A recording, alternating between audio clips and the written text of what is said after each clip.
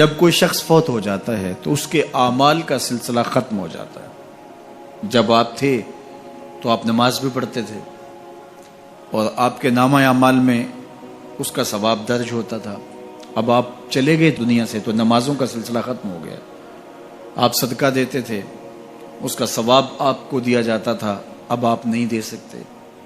آپ تسبیحات کرتے تھے، آپ کسی کی مدد کرتے تھے، آپ لوگوں کو راستہ دکھاتے تھے، راستے میں پڑی ہوئی چیز اٹھا لیتے تھے، کسی پیاسے کو پانی پلا دیتے تھے، کسی بھوکے کو کھانا کھلا دیتے تھے، کسی برہنہ وجود کو لباس دے دیتے تھے، کسی کا بیٹھ کے دکھ سن لیتے تھے، کسی کی مشکل میں کام آ جاتے تھے۔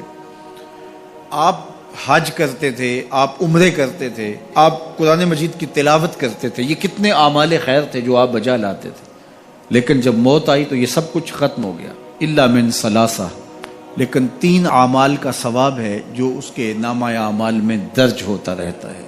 وہ کون سی 3 چیزیں ہیں سنیے، اور یہ اعمال اپنی زندگی میں کمائیں تاکہ نامہ اعمال کبھی بھی جو ہے وہ بند نہ ہو اور یہ چیزیں درج ہوتی رہیں۔ سب سے پہلی چیز صدقہ جاریہ، ایسا صدقہ کہ جو جاری رہے۔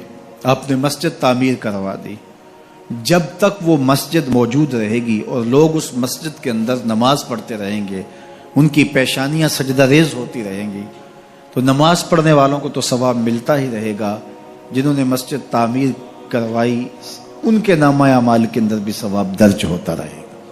صدقہ جاری، مدرسہ تعمیر کروا دیا، آپ نے کوئی ہاسپٹل بنوا دیا، آپ نے انسانی ضرورت کے لیے پانی کا کنواں کھدوا دیا، اور کوئی اور ایسی چیز کہ جو آپ کے بعد بھی جس کا فیض لوگوں تک پہنچتا رہے، وہ فیض رساں چیز جب تک موجود رہے گی اور اس کا فیض لوگوں تک پہنچتا رہے گا تو نامہ اعمال میں ثواب درج ہوتا رہے گا۔ دوسری بات، او علم ينتفع به، یا علم جس سے لوگوں کو نفع پہنچتا ہے۔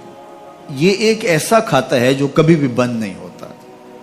آج میں اگر حضور علیہ السلام کے فرامین آپ کے سامنے رکھ رہا ہوں اور آپ اس کو سن رہے ہیں، اور اللہ توفیق عمل بھی نصیب فرمائے، تو مجھے بتائیے، مجھے تو اس کا ثواب ہو ہی رہا ہے۔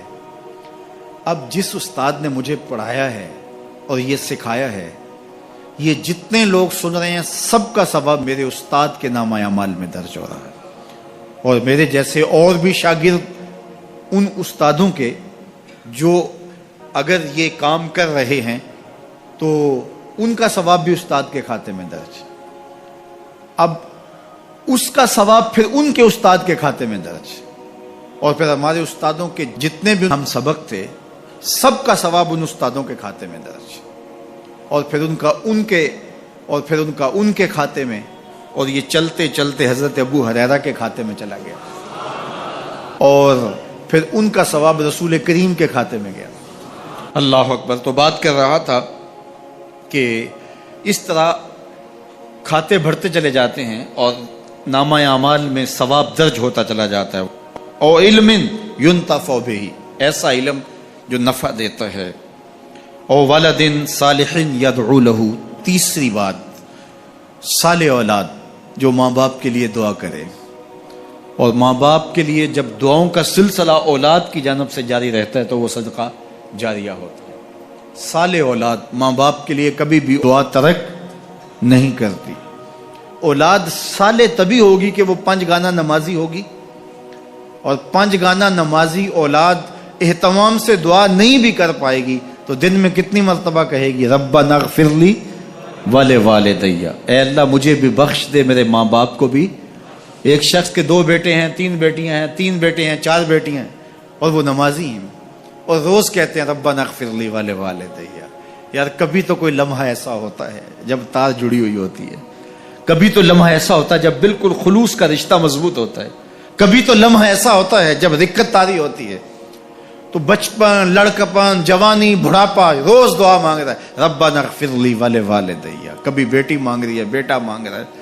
تو صالح اولاد کی دعائیں ماں باپ کے درجوں کی بلندی کا ذریعہ ہے۔ تو 3 چیزیں ارشاد فرمایا کہ یہ منقطع نہیں ہوتی، صدقہ جاریہ، علم نافع، اور صالح اولاد۔